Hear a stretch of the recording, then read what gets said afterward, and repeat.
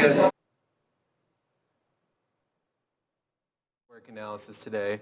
I'm trying to get my clicker. Oh, it's there. It's not plugged in. All right, so your projects are submitted.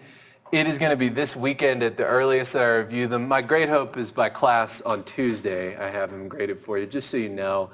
This week is all about surviving for me. We also are interviewing a new department chair, and there's just a lot going on. I'm just going to be in meetings. So this weekend will be a great time for me to do that. Please be patient with me. Your new homework is up.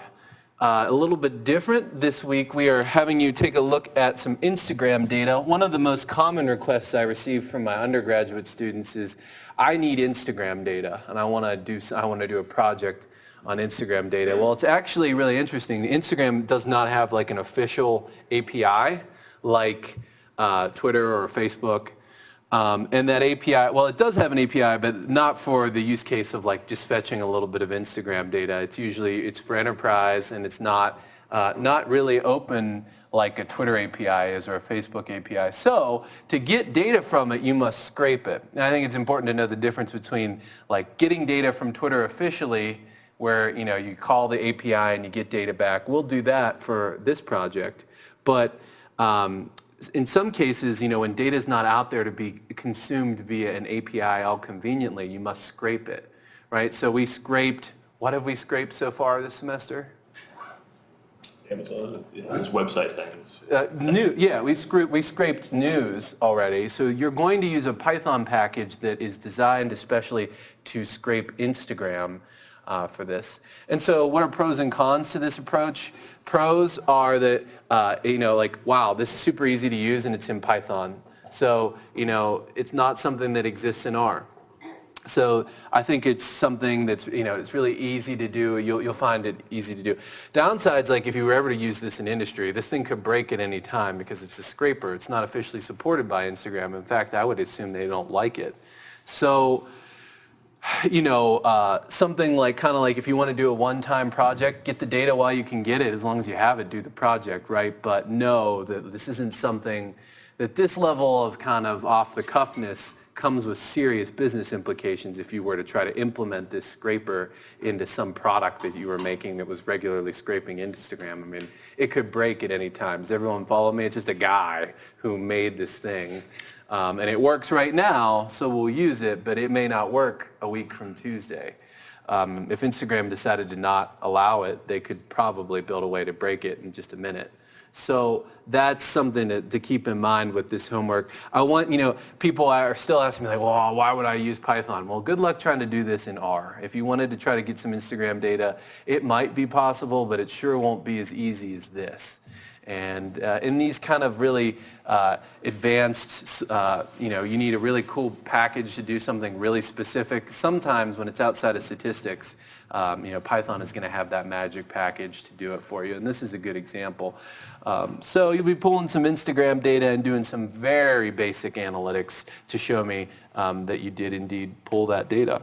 But we're pivoting now. Remember, this class is kind of three little mini things. Each one of them don't deserve their own class, I don't think. And so just trying to show you, finishing out that data science toolkit. We covered topic modeling. I think overall, and me going back again, this is the second year of teaching topic modeling, and I'm working on a project right now where I'm using it. And I just think it's not a solved science. I think it's really clear to see that there's a lot that could be improved with the ability to build these algorithms and also the clarity underneath the hood as to whether your topic models are good or not. I'll share with you guys by the end of the semester the paper that I'm writing where all the steps that I went through to manually make sure that my topics were as good as possible. But by the end of it, and all the time that I spent, I'm not even sure if just manually human coding the data would have been for the sample size that I'm using, about 6,000 different documents. I probably could have coded most of them in that time that it took to build a good model. Why is that? I think it's important for you to think about, like, put your business analytics cap on and think about the industry. Why do you think supervised machine learning is getting all this time, money, attention, and resources? Whereas unsupervised machine learning, it kind of seems like the dark ages relative to something like TensorFlow and Keras. So why do you think that is? Why is industry doing this to us? It's like the supervised know which questions you're asking, and so Yeah. you're looking for specific things, rather than letting the algorithm give you the questions or the data that you're then going to get. Absolutely. I think there's a much clearer use case for supervised machine learning, and it happens to be very broad. They could use it for a number of different things, and I think you're right. I think there's a really clear way. Predictive analytics in general is an established field of business analytics where people know they can get things out of data if they have a target that they'd like to try to predict. Just to build on that, I think also the black box of unsupervised machine learning would likely make a lot of people uncomfortable when it comes to decision making, right? You're missing the why a lot of times, and that's from, I think, an executive perspective, kind of critical to understanding, if it's a good decision. Yeah, I think, in my opinion, it's more of the Wild West. It's just, there are different models and they do things and there's really no way to really assess the validity of them. Gosh, I had to just manually review a lot of document classifications to figure out the cutoffs. So for instance, if we're using this TM toolkit, each document kind of gets assigned, we could think of it as like a probability, it's not really, but like a score. And the higher the score, the more likely that document belongs to that topic. Well, there's not even literature on, what is a good score? And what is a score that should be used or not used. So all I did was manually review a lot of different posts from different score ranges for different topics. And I found that cutoff rate, or the appropriate, that score for each topic varied so much that I couldn't just use one, like 0.35. Some of them were 0.2, some of them were 0.4, depending on just manually reviewing it. And so I agree, there's a lot of uncertainty. If you were to use that as kind of a black, even that little step there, which I'm assuming some of you did, just use a cutoff score, totally fine for this project. But even for me, from a science perspective, I'm very unsatisfied with the amount of uncertainty that an unsupervised machine learning model could introduce to your data. That's really well said.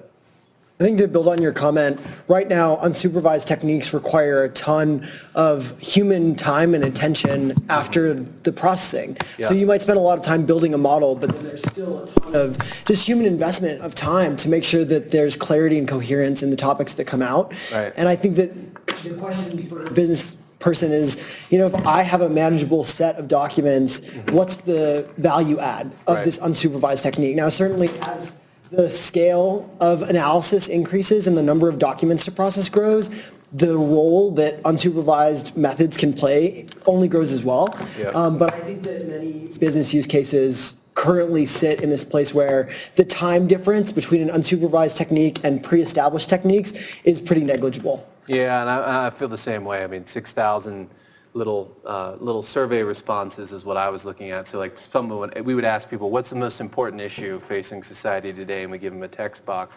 And there are 6,000 of these text boxes, and still I feel like I could have coded them myself. I feel like one thing I really love about the unsupervised machine learning topic modeling analysis is that it provides you a starting point. I think that one thing that can be really challenging with human review is that human bias is largely a black box. Like we're not sure what our preconceptions are. Right. And so finding an objective starting point to say, hey, the computer is identifying these as being clusters. What is it that we can see as it's latching onto, Right. I think is a more reasonable starting point than just having people look at documents and asking them what they think is the best clusters. Perfectly put. And I think that goes to where I would put this as a tool is this idea of if you cannot even manually review like 1% of the data, then you really are from just a sampling issue.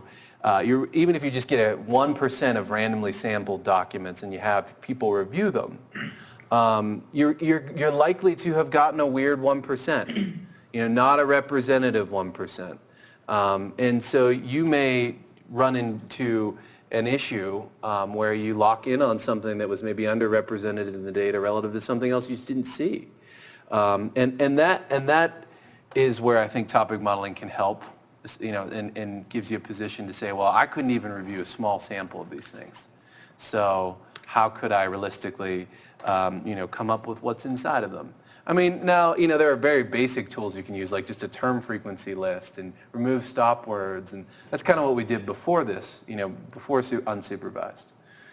So there are ways, but I think just having it tell you generally what's in there. If it's a huge data set, there's an advantage there. But yeah, it's not a solved science. It's one of those things where I think you'll see it grow up, and in 5 years, the way I teach this segment will be very different than the way I'm teaching it now. Last year is completely different. We used completely different packages, and as frustrating as TM Toolkit was, using scikit-learn natively is way more frustrating. So you're learning, now, and I want you to be critical of these methods that I teach you. They're not all perfect. They're not all silver. They're not all golden. What's the term? They're not all big hammers that you just use, right? You want to think critically about would it work, could it work, and would it be worth our time to do so? That's kind of more of what a business analyst does than build the final topic model anyway. So, all right, we're going to talk about a whole different area now, network analysis. Network analysis is another huge area of social science methodological inquiry. I'm going to kill this front light. And what it really is designed to do is, that's a little, maybe I can do, it's a little intimate for this early in the morning. How about that? That's better? Probably better. So what network analysis is really, it's been around for over 100 years, and it was really first adopted in sociology, believe it or not. So this idea of humans and how do they interact with each other is kind of the origin of this idea to conceive of people as networks. And from there, we've learned a lot, and we've used it in a lot of different really cool ways. So for Thursday, you need to get a set of Twitter API credentials, and this is a must. So if you don't have these, you can't participate on Thursday. I think everyone, or a lot of you, got these credentials when we had Twitter come in the fall. For some, I'm sure not everyone did manage to get this registered the whole way through. But essentially, we are going to talk to the official Twitter API on Thursday. We're going to ask it for data, and it's going to give us a response. And the only way we can do that is by being an official registered user of the Twitter API. It's a little different than just having a Twitter account, right? That's a requirement. Of course, you need a Twitter account to get access to the API. But of course, you also need to do it. I will publish these notes so that you can get to this link, and I'll put it in the Slack as well. Someone remind me if I haven't shared these instructions by, in an hour or so. All right, so this is a network visualized, and I just want someone to explain to me what this could possibly mean. I mean, you don't know what this means. You don't have any context for this data. But what do you think this could mean? What is this graph trying to portray or trying to represent?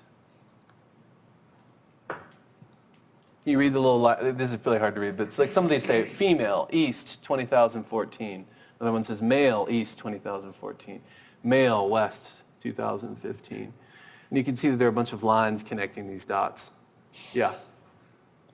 I mean, I've seen network analysis as a way of diagramming the interrelationships between people. Mm-hmm. So each one of these are individuals, and their connection with other people is either, I mean, in the case of Twitter, like maybe they follow them or they're being followed by them. Exactly. But in general, network analysis is a way of expressing those relationships that exist between you and other people. It's sort of like a 7 degrees of separation way of showing how people are interlinked. Yeah, this is a graph designed to represent the relationships that people share.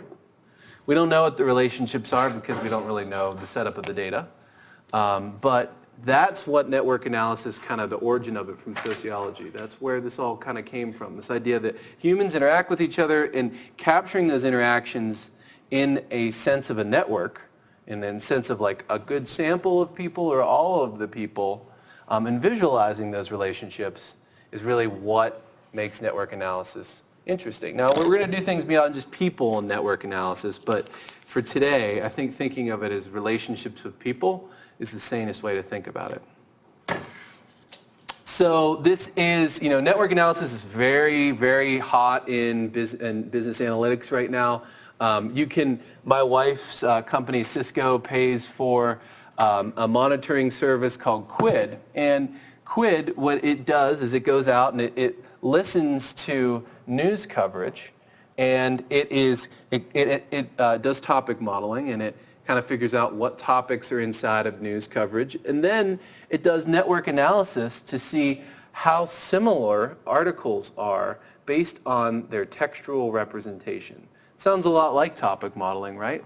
The idea here is that documents that share words together, have similar words, will cluster into different groups, and the relationships that groups have with each other, or that different documents with different words have with each other, can tell a story to the extent to which coverage for Cisco is present. So this is a graph of Cisco security products and their mentions, their news story mentions, and we're seeing one, documents that are similar to each other being clustered together, and then two, the relationship that different types of documents have with each other as well. So you can do network analysis and turn the idea of a person into any piece of content or any piece of data, and look at the relationship that those pieces of content have with each other as well. So we will do something like this. This is called semantic network analysis. This idea of semantic being that we're not actually looking at people.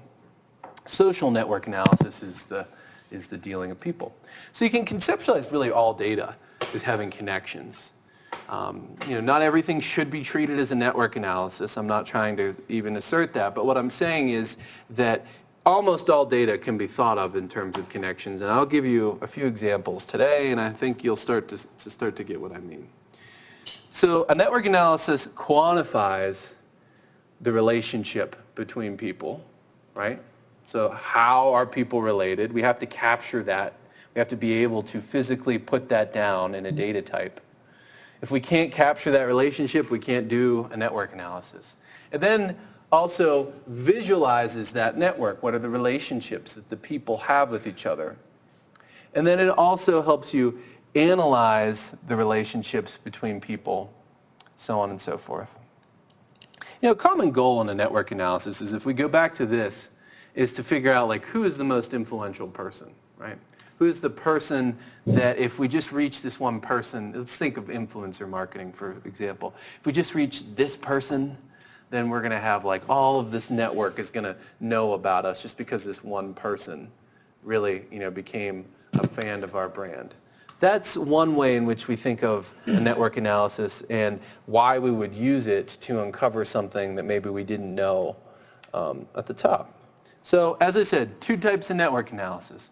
Social network analysis, people, working with people. It's weird, it just so happens that the majority of social network analysis examples that you'll see online are social media, because people are on social media, and capturing the relationship that people share on social media is already done for us, right? I follow you on Twitter, you follow me on Twitter, we have a relationship on Twitter, right? Easy to capture, easy to measure. So even though social media is not in the definition, it so happens that most social network analyses do look at social media data. I know it's just understanding that relationships that people have. How are people connected? You guys are all connected in this room because you all take these classes together. Now, if we're building a network analysis of that, it's not interesting at all. But if we quantify that relationship as something that might vary more, then the network analysis starts to get very interesting, right? If I quantify the relationship that any one of you two have in this room, and we measure the amount of time that you talk to each other each week, well, then that network analysis looks very different, right? You're not all just connected evenly. Some of you have stronger connections because you talk to each other more. Others have more distant connections. So when we start to think of relationships beyond just I'm friends with you, but something more interesting like the amount of time we talk to each other, then we really can start to capture these unique human relationships. Where are the clicks in this MSBA program? If we did a network analysis for the amount of time that you guys talk to each other each week, we'd figure out where the clicks were. And we'd be able to figure out, okay, well, if we want everyone to just love the program, then we got to go into each click and give you all something that you want. And then the whole network will grow to love the program. I've got it all figured out. Basic terminology in network analysis.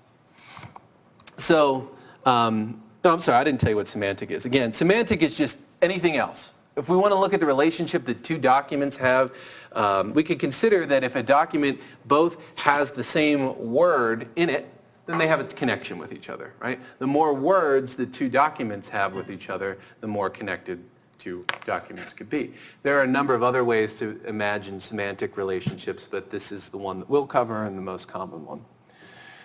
So, basic terminology in network analysis. The one thing that's really frustrating to me, and I won't expect you to get it sorted, is that because there are 4 different disciplines talking about network analysis, everyone from sociology to computer science, we have a lot of different terms that are kind of used interchangeably. I tend to refer to the dots on the network analysis as a node. They're also called a vertex. They've also been called actors or people or companies or brands. But if we're looking at the unit of analysis, we're often talking about the node, right? The people in the network. Or that, again, actor kind of makes sense too, because if people are in a network, they're usually acting in some way, so the term actors works.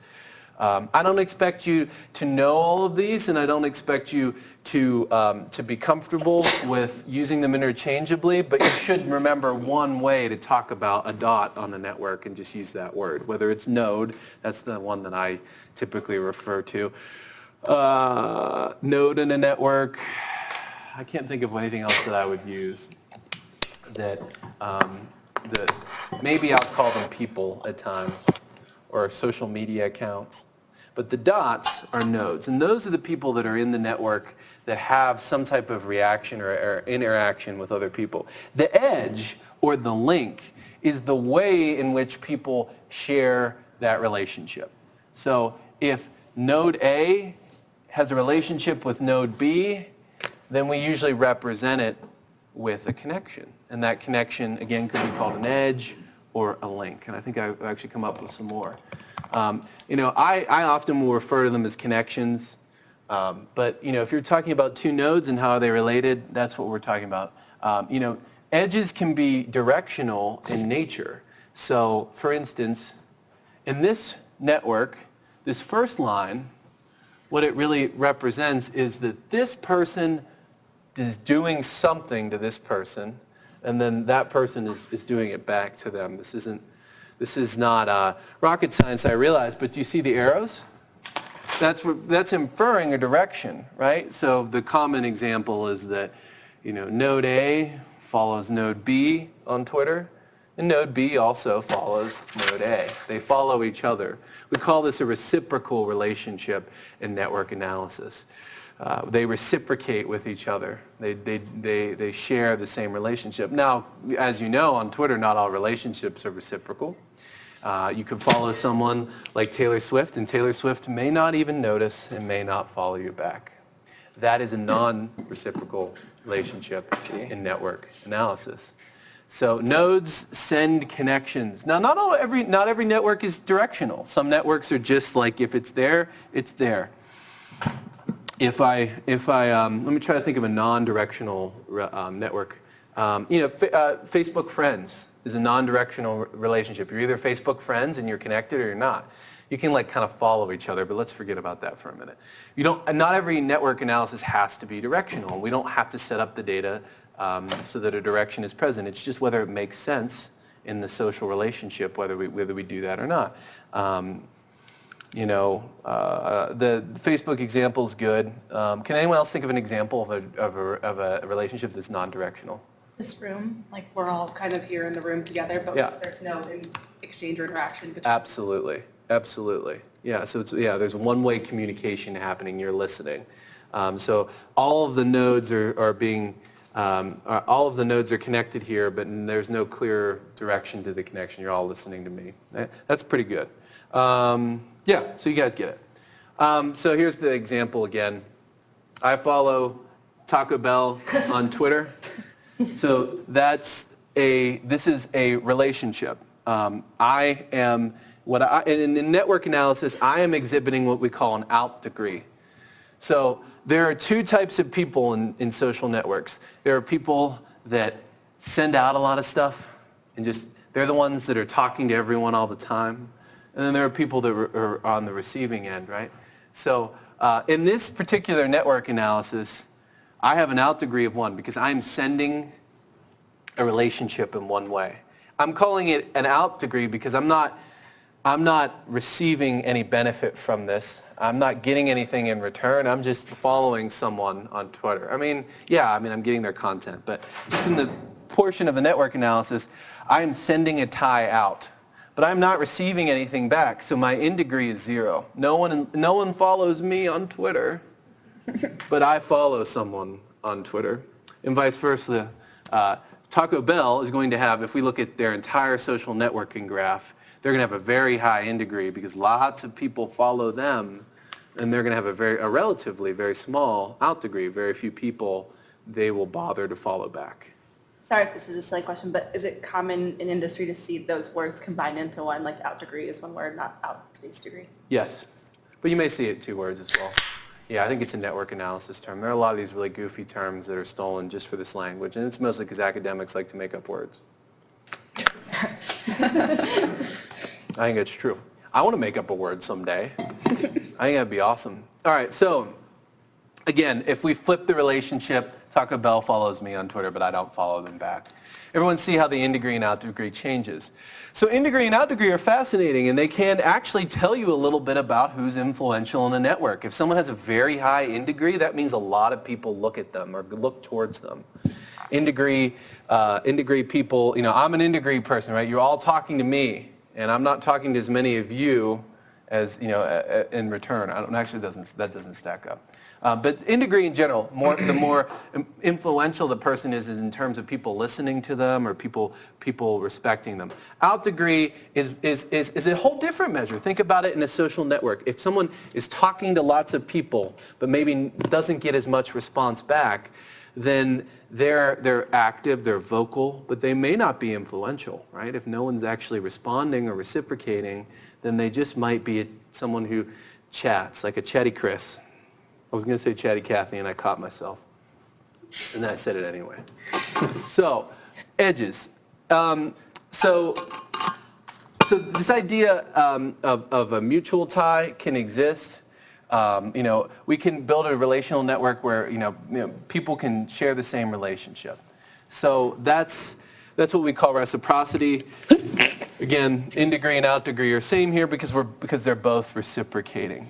A good social network, a good healthy network of people have good in degree and out degree. It's not biased one way or another. People are all talking to each other. That's a healthy network.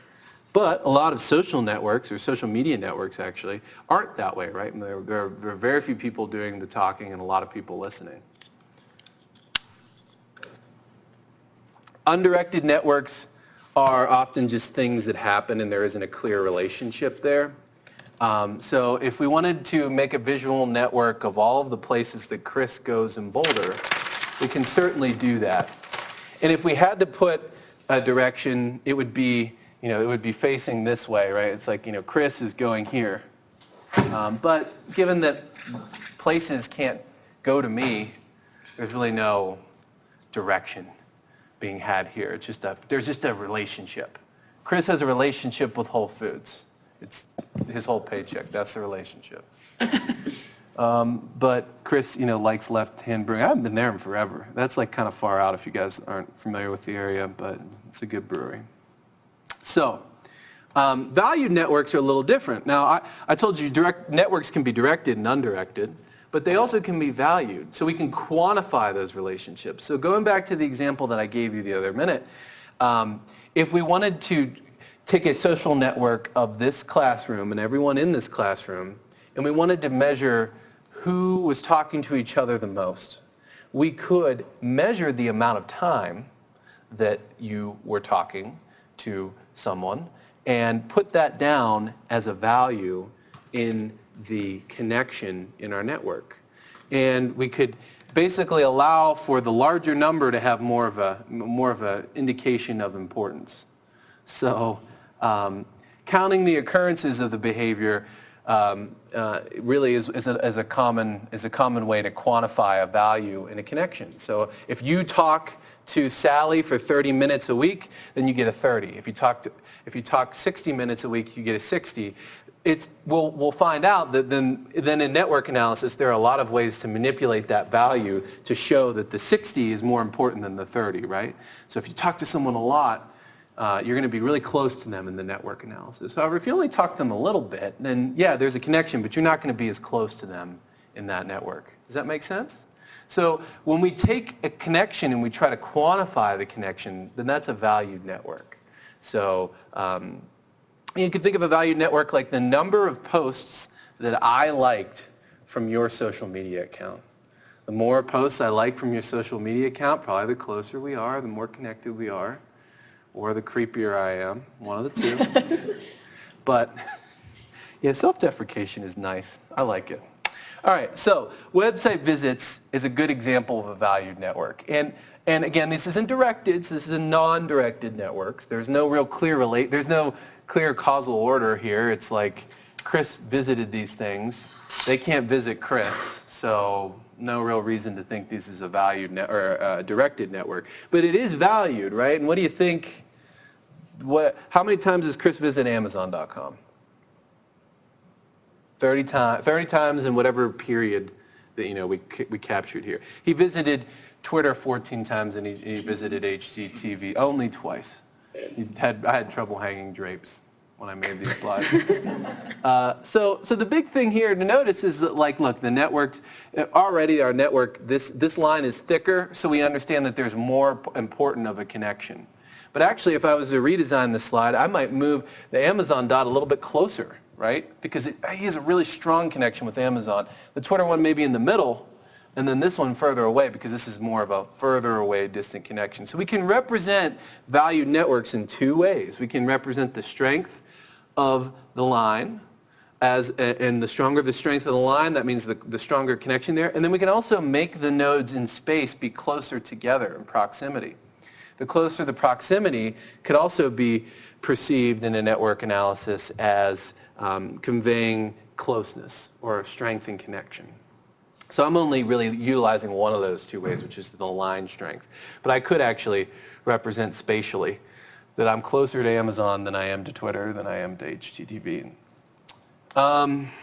So if you want to, I didn't change this link. But if you want to look at some examples, we can do that another time. But polynode.com has some pretty cool examples, and I'll share an example link after. But you can play around with networks. Polynode is a nice website where you can go and play around with some networks interactively without having any coding or data under your belt. So networks can be observed across time to measure or to show the evolution of a connection. So you can essentially record a network at different points. So for instance, if we were taking the MSBA example, if I each month measured the amount of time that you talked to each person in this class, there'll be an evolution there. And the evolution would show, over time who grew closer to each other as they began to talk more. And that can be done in a network as well. We won't do any networks across time in this class. It's just pretty advanced, but it can be done, and it certainly can show how a network is changing. So, if we look at this idea of daily website visits, I want you to think about this idea of time. So this is just one measurement from one piece of time, one day. This is how I behaved on the internet. Now, again, I said we could measure this every day and we could kind of measure how this changes across time. We won't really do that in this class. But by just looking at the unit of a day and we've gained one piece of knowledge. So again, this is my website behavior for the day. This means what? What does this 24 mean? You went to Amazon? Yeah, 24 times I visited Amazon. This means that I visited HGTV just one time. What does this line mean? Go from Amazon to HGTV. Yes, I did it one time. So a network analysis can also capture the inner reactions that happen within a network. So there were no times on that day that I went from twitter.com to hdtv.com. But you can actually see the way in which people behave. So I mean, you could think about it like this. I mean, actually the way that when I built this slide, actually I was thinking that you could even think about this in the number of days that I did these different things. So there might have been 10 days that I visited twitter.com, but there was one day that I visited Amazon and hdtv.com. Does that make sense? There were 7 times where there were 7 days where I visited Amazon and Twitter on the same day.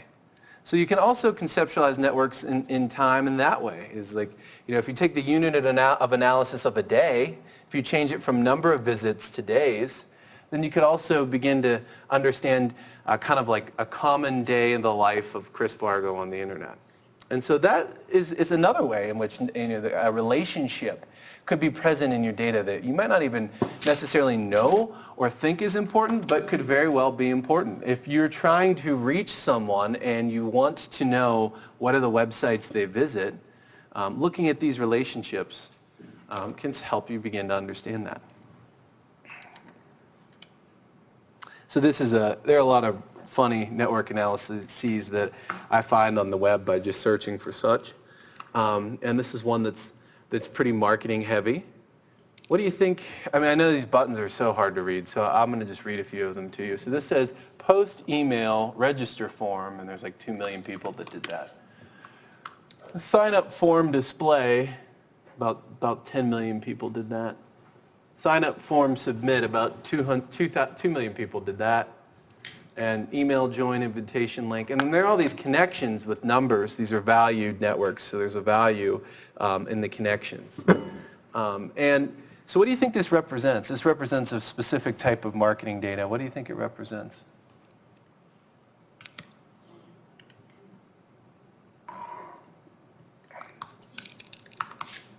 This is website data. And what it's representing are the different actions that users took on the website. So you can see that there were 400,000 people that also that signed up for a form display, that also signed up for an email, like an email, like sign up here to receive a Daily Digest type email. And if we represent our marketing events in this way, we can understand the common things that groups of people do together, right? So these two things seem to be particularly related in the network because 500,000 people did both of these things on our website. And so where the nodes are specific actions. They're not unique people per se. They're just a bulk count of people. But the network says, hey, how many people do this that also do this, right? And we're just trying to understand what are the closest related actions to each other. Everyone follow me on that? Another way we can do networks. So directional networks are when connections can be kind of measured in both ways.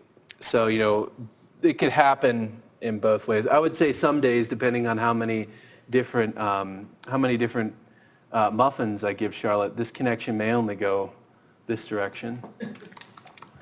But most days, Charlotte and I share a mutual connection, right?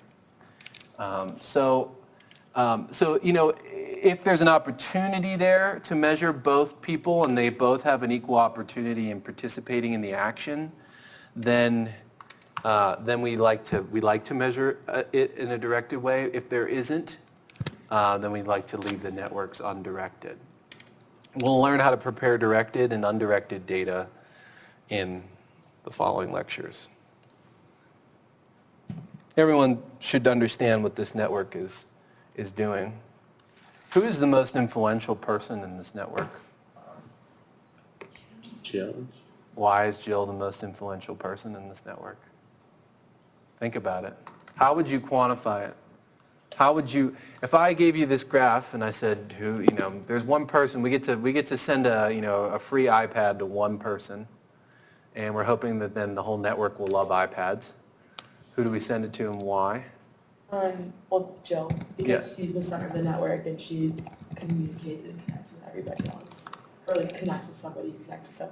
Well, yeah, let's be operational about it. So you said she connects to everyone. Well, she connects to Emma, Shane, Leah, John, Bob, and Mike. Yes, definitely. She connects to most people. There are still 3 people out here that she doesn't know. But even though she doesn't know Liz, Emma knows Liz and Shane knows Liz, right? So hopefully she's going to reach Liz through Emma. And then maybe Alan, probably a stretch, and then probably not Lisa. So Jill doesn't know everyone, but Jill knows of the people in the network, Jill knows the most people, right? So that you get that visually, and I understand that you get that visually, but network analysis, when we're dealing with the scale that we usually deal with, which is lots of nodes and lots of connections, conceptually understanding what you're measuring is super important because you want to make sure that you're measuring what you think you're measuring. And in this case, yes, if we wanted to measure who knows the most people, then yeah, it's Jill. Who comes in second place? So let's see, Jill has 1, 2, 3, 4, 5, 6, 6, right? And who's in second place? Emma or Shane. Who's that? Emma or Shane. I did not hear it one more time. Sorry, Emma or Shane. Emma or Shane, yeah, because Emma has 1, 2, 3, 4. Shane has 1, 2, 3, 4. And so if we're just calculating the number of connections in this graph, Jill is the most connected person. There's no direction to this graph, so everyone must have a relationship that's just kind of the same. And in that case, Jill is the most influential. Shane and Emma are tied for second. So centrality is often important in a network, and that's really what we're measuring here, is centrality. I'll give you a formal definition. I don't want you to think of a connection in a network graph as something that's like super formal. Anything that you could conceive of as a connection is a connection. It doesn't have to be like we're best friends, right? If you emailed me, that's a connection. If I emailed you, that's a connection. They're directed in different ways, right? If I email you, it's going that way. If you email me, it's coming my way. Just talking, we went through that. Following, we went through that. Mentioning people, right? If you mention people on social media, that's a connection sender. Even these kind of implied connections have been done or can be done in a network analysis.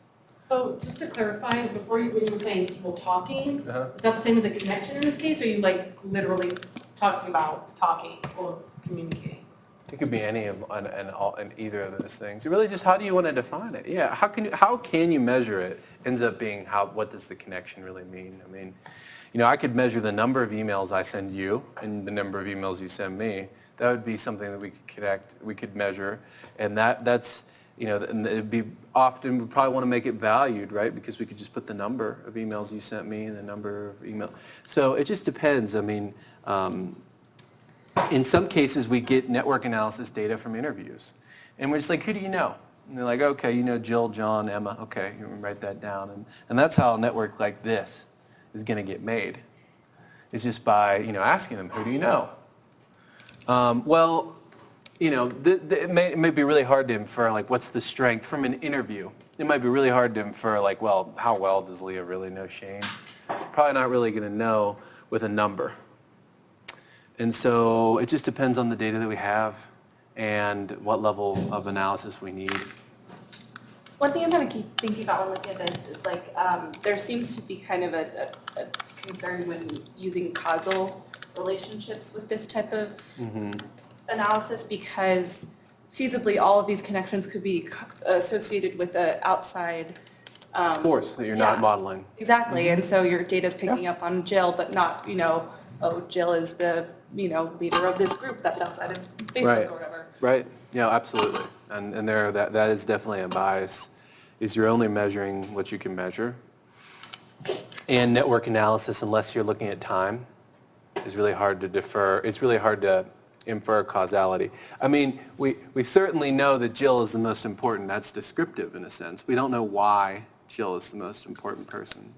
Now, in network analysis, there are ways to address this. If you know things about Jill, like the amount of money that Jill makes, or the professional organizations that Jill attends, then you can enter those as attributes in a model, and you could actually begin to account for these special characteristics and say,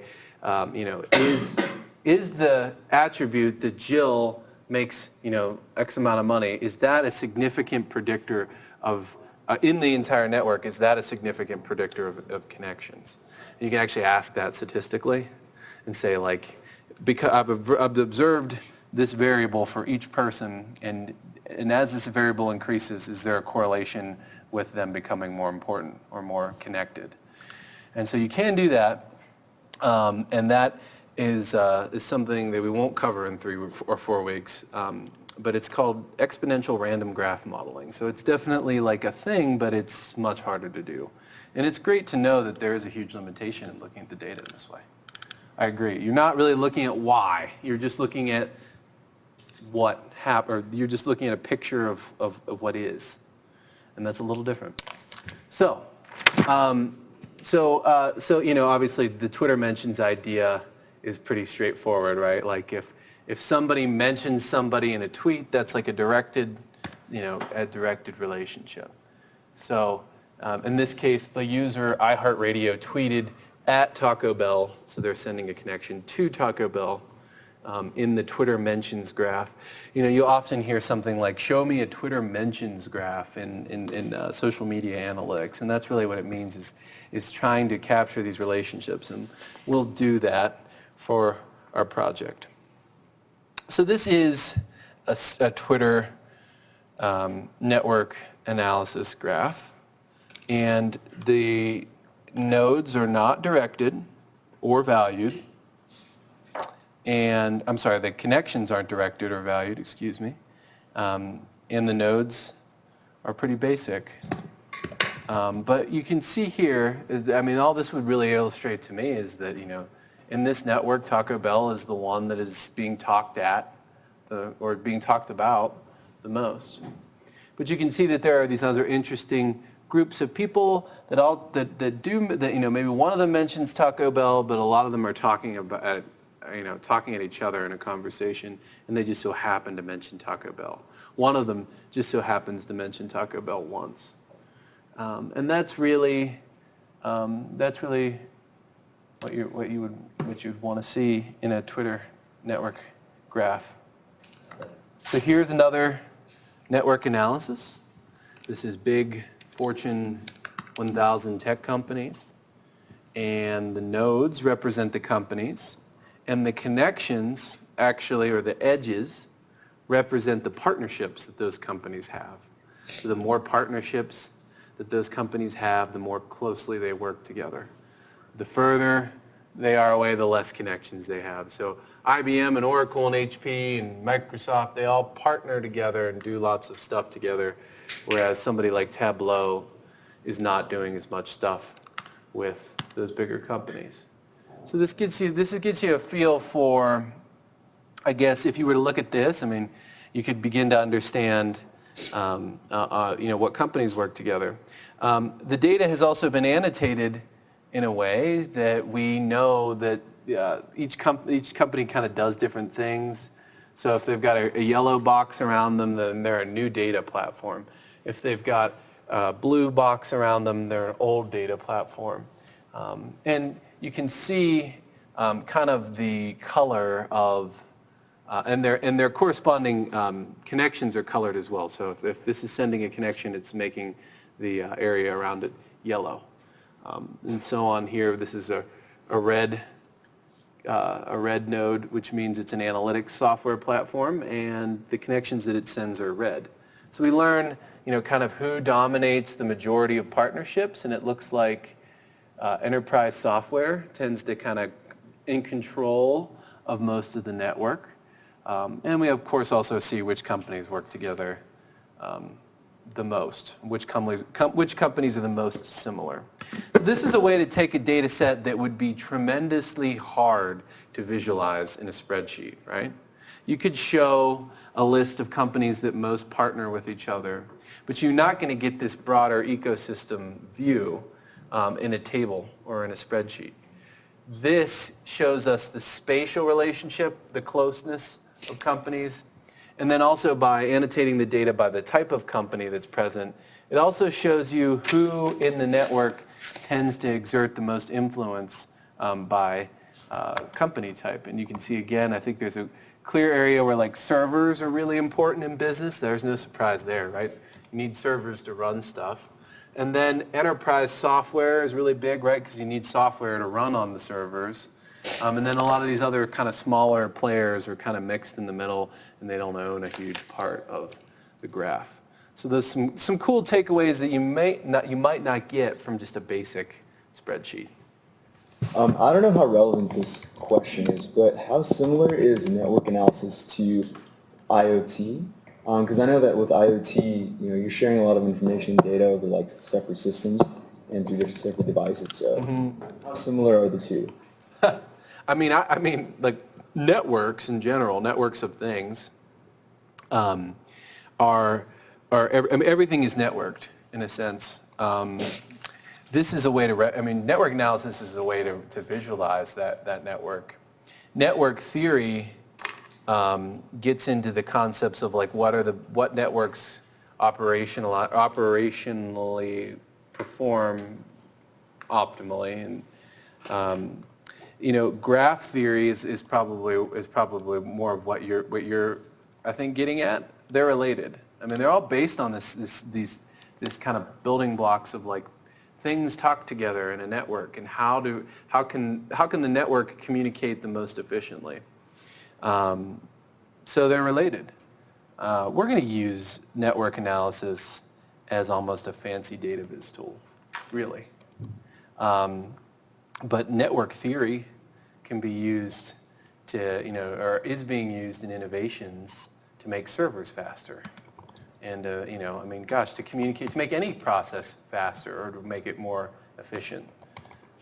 This is not as much of a direct answer as I can give you, but they're very different in what we're going to use network analysis for versus what a senior engineer might use network analysis for. But this idea of people and their connections crosscuts both of them. It's fascinating. Thinking of things in networks is just another way to think of data. So again, semantic network analysis, creating connections that maybe weren't even necessarily there. So that business example that I just showed you is a semantic network analysis, because those relationships may or may not have actually, they're there. The partnerships are there. The number of partnerships that they do are there, but we might not have even really thought of that as a connection until we really thought of what we wanted to measure. If we wanted to measure a closeness of companies, one way you could measure it is the number of partnerships that they share. So that's really when we're talking about semantic network analysis, we're talking about looking at those co-occurrences inside of a given unit of analysis, and we're trying to figure out what it is that these things can share together and quantify it. So I want to show you an example of a semantic network analysis that should make a lot of sense. So remember when we did topic modeling, right? We were able to take a sentence and we really compressed it down into these key features, right? So we just did that. We did pre-processing here. We took this sentence, I like the hamburger, the fries were really good too, very expensive though, and we did pre-processing and we got 3 key words out of it, right? Hamburger, fries, expensive. There could be others, right? But those are 3 really important words to that document. This next document here, the fries are the way to go. They're really good with a pale ale. Fries, pale ale. I must have really wanted a beer when I did this lecture. So the first, if we wanted to visualize these as a semantic network, these 3 things, we have one document that mentions these 3 things. So therefore, these 3 things get connected, right? They're related in that document. And then we have another document that says these 2 things are related, fries and pale ale. So we make a connection there. If we start to add documents, we're going to understand the semantic network of survey responses for this hamburger joint, right? So these relationships aren't really there until we make them become there, right? I mean, they're in the sentence, they're in the document. We have to pull them out and visualize them. It's a lot like topic modeling in that sense. And semantic network analysis and topic modeling are very similar. So if we continue to sum, and here's some additional reviews. So another review comes in, the hamburgers are better than fries, so the keywords here are hamburgers and fries. So we added 2. We make that hamburger fries connection weighted, and we're weighting that connection. And we could keep doing this off and off and off and on until infinity, until we get this network of all the words that are used to describe our company. So let's take this example. A study that I used that used network analysis back in the day, a couple years ago, 4 years ago now, was looking at mentions of political candidates and then the associations that those political candidates garnered on social media. So the first post is Obama, and then it's foreign policy is mentioned. The next post is Obama, but then in this post it's more about affordable health care. So if we want to build a semantic network analysis of Barack Obama and his mentions on social media, we'll begin to, over time, begin to understand not only what issues are most central to this person, so what issues are most central to people's perceptions of Barack Obama. You can see that foreign affairs in this data was the most central observed relationship. But then also how those relationships are kind of mentioned with each other, right? So mentions for federal budget are very related to healthcare. So when talking about budget, people also tend to mention, when talking about Obama and healthcare, people also tend to mention the budget because healthcare and budget are related in a way. And you can see that these connections are strongly related. Similarly, Obama's and mentions of taxes also get mentioned with education and also get mentioned with immigration and also get mentioned with the middle class. So you can see that the tax issue here is kind of what we would call a bridge. It bridges the relationship that people have with Obama. So when people think of Obama, they think of his tax policy, and that also they also think about his relationship with the middle class, immigration, and education. So we probably wouldn't have known that without doing a semantic network analysis.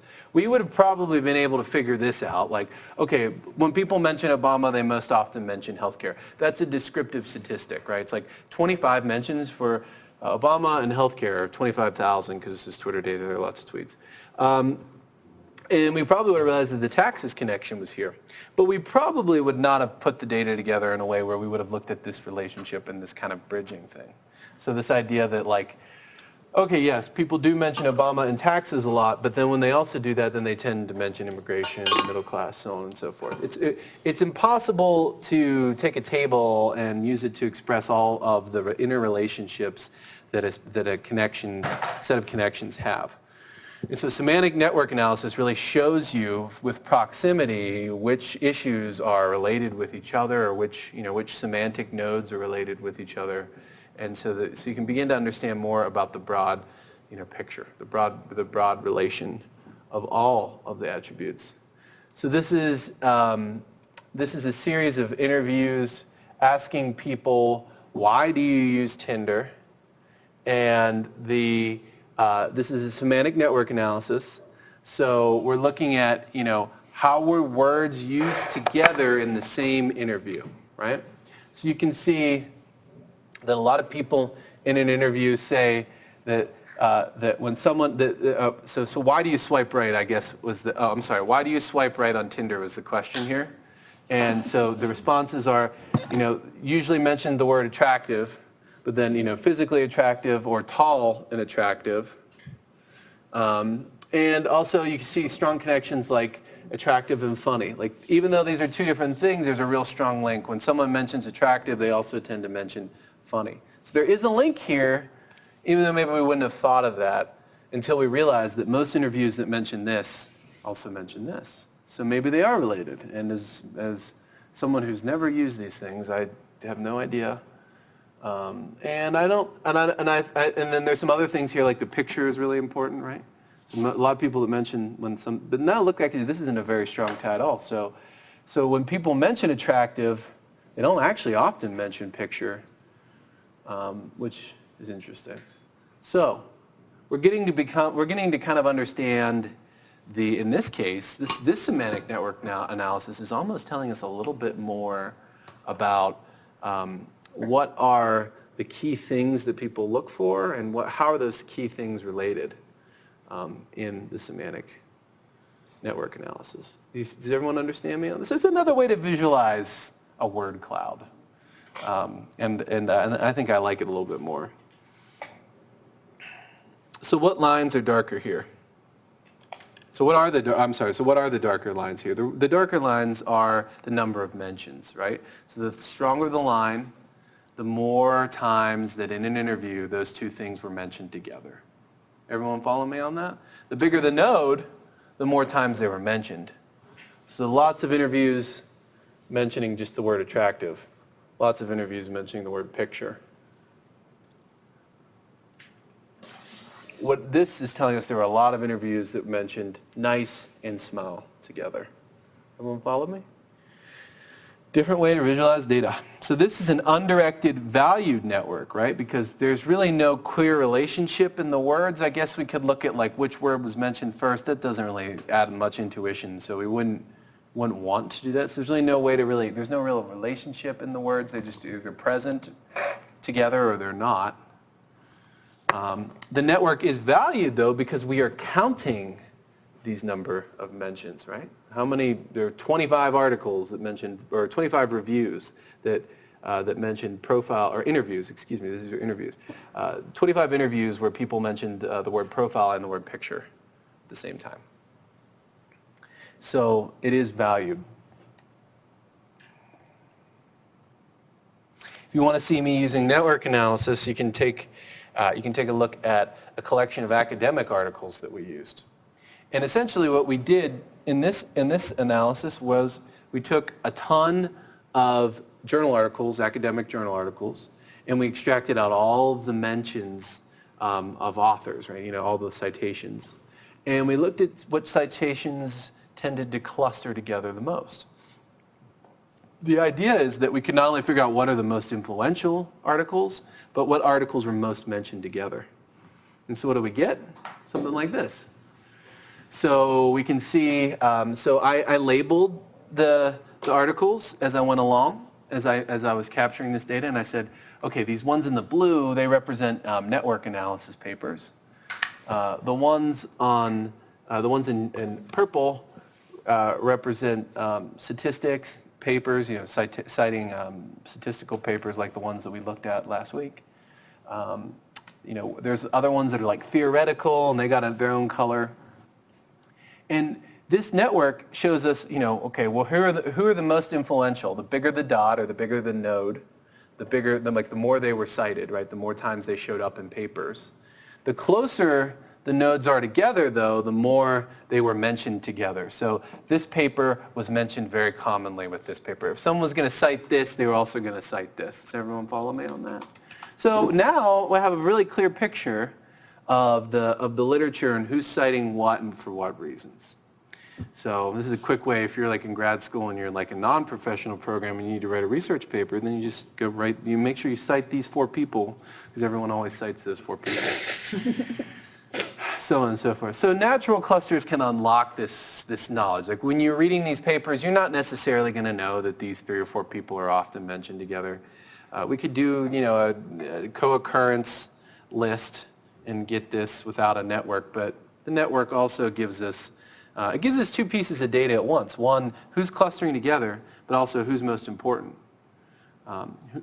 Which papers get cited the most, sure, but who gets cited together? So centrality is how we define who is the most central node in a network. It can mean different things, and there's not one measure of centrality that is always going to be correct, and that's important for you to think about. So in this network, the most central node that you can see, sorry that some of these are taken up, is this character Boyd, 2007. She was the most influential in that network. What do you think puts her at the center, or sort of at the center of this graph? What is it? I gave you a couple pieces of evidence. What do you think puts her in the center? Is it the number of times she's cited? Maybe that could be it. The number of times that that this paper is mentioned with all of these other people, like the number of times that she is cited with other people that are also cited a lot, yeah, that also pushes her in the center. So if she's being cited a lot, but all of the people around her are also being cited a lot, then that means that she is central. There's a lot of activity, a lot of citation activity happening. And if they're cited together a lot, then they get closer together. So these two nodes get put together closely because they are being cited together in the same academic paper frequently. So there's a lot of different variables here that could kind of push someone to the center. And so thinking about centrality helps us really formalize who gets put in the center and what does that mean for us. So that's what we mean when we say centrality. We can build centrality measures to measure how influential someone is in a very calculated way. For this network, we might have just wanted to say, the number of times that someone's been cited is how we're going to measure centrality. And the bigger the centrality measure, the more they've been cited. Just by defining that, and when we create our graph, really will help us extract meaning out, knowing that that's what it means when someone's in the center. We can use centrality to just weed out non-important people, and that's important to know because almost all of your network analyses that you will run in this class will be so complex with so many people or so many nodes that you're going to have to get rid of some.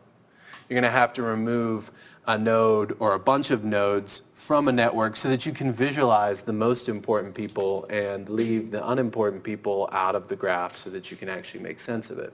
I'll tell you, for every one of these, I'm going the wrong way. So for every one of, I'm going the wrong way. So for every one of these papers, there are a dozen that just weren't cited enough that we didn't put in this graph, right? We didn't just look at 30 papers. We looked at 3,000 papers. There are only, how many nodes here? Like 30, right? So like 1% of the data is visualized here. And so whenever we have ways to remove nodes from the data that make sense, we take those opportunities because we want to make the network as sane and as easy to interpret as possible. Of course, centrality also, should measure importance, like I said, who's influential and key concepts. So, what's the most central website here and why? Sun. Why? The most connections. Yeah, it has the most weighted connections. If you summed up all of the connections that this node has, it has 24, 7, and 10, and 1, so it's got the highest score. And that might be one way that we can measure centrality. So I think we have time to just get this, and then we'll circle back, and we're going to take a little more time on it. We've been going a little slower, which is good. So this is a weighted network, and you could, and honestly, I want you to think of this network as a valued, undirected network of phone conversations. So Carol and Bob, can't read that, it says 3. Carol and Bob had 3 phone conversations together. Bob and Alice have only chatted on the phone once. Alice and Carol have chatted twice, so on and so forth. So we are going to say that for a formal measure of centrality, that Ted is the most important person. Why? Because Ted had 7 phone conversations with Alice and 6 with Carol. Now, this measure of centrality definitely measures something, which is the number of phone conversations that a person had. Doesn't necessarily measure influence though, right? Because Ted is not talking to Bob at all. So if we just wanted to measure the number of people that an account was directly connected to, then there's actually there's a tie, and it's not Ted. But if we wanted to just measure the activity of Ted or the amount of phone conversations as the most important thing, then Ted is the winner. So there's already two different measures that we might want to use, right? It really depends on the question that we want to answer. Do we want to answer something that says, who does the most phone conversations? The most important people do the most phone conversations in our analyses, so that's how we're going to measure centrality. Then Ted is the centrality king. However, if we're just trying to measure the number of people that someone talks to, then maybe Ted would not be the most, or would be tied for the most. So that's a good introduction to this centrality issue. Is you want to pick a centrality measure for a network that makes the most sense to the question you're asking. So we'll walk through a few more examples of that. Got a little bit more network analysis terminology. Come back, we'll hit that on Thursday. We will get into your project. We'll introduce it. But for now, all you got to be working on is that homework, and you're getting your Twitter API credentials. If you don't have those credentials for Thursday, you're gonna have you're gonna French fry when you should have pizzaed. It was a common thing from the weekend. So, all right. Issue for me to figure out.